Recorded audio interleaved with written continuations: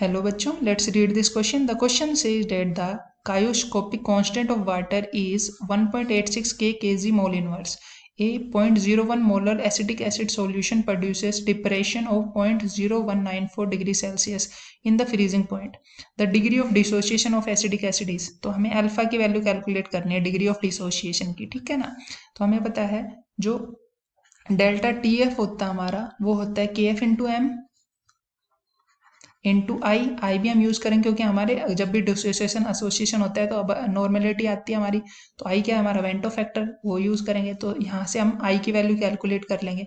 आई क्या हो जाएगा हमारा, in simple delta T F divided by के एफ इंटू मोलेलिटी।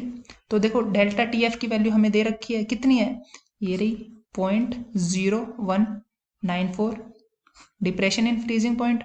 फिर क्या है के एफ हमें दे रखा है 1.86 इंटू मोलरिटी, देखो कितनी है हमारी मोलरिटी 0.01, ठीक है। मोलर एसिटिक एसिड दे रखा है तो ये हमें मोलरिटी दे रखी है।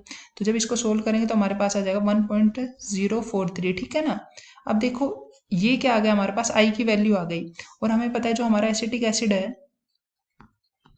वो डिसोशिएट हो रहा है उसके आयंस में, ठीक है, ये इसके आयंस में डिसोशिएट हो रहा है। अब देखो यहाँ पे हमें पता है इनिशियल टाइम की अगर हम बात करें,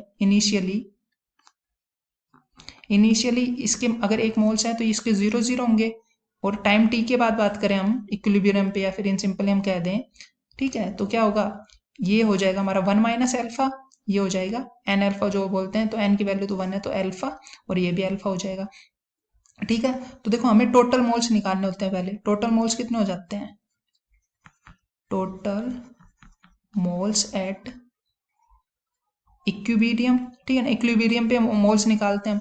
तो देखो कैसे करते हैं हम, इन सिंपली इन सबको प्लस कर देते हैं, 1 minus alpha plus alpha plus alpha, so ये तो कट जाएगा, तो हमारे पास क्या आ जाएगा 1 प्लस एल्फा आ जाएगा टोटल मोल्स एट इक्विलिब्रियम, ठीक है। और हमारा आई क्या होती है, आई होता है हमारा total moles divided by initial में कितने थे हमारे, तो 1, तो 1 ही हमारा।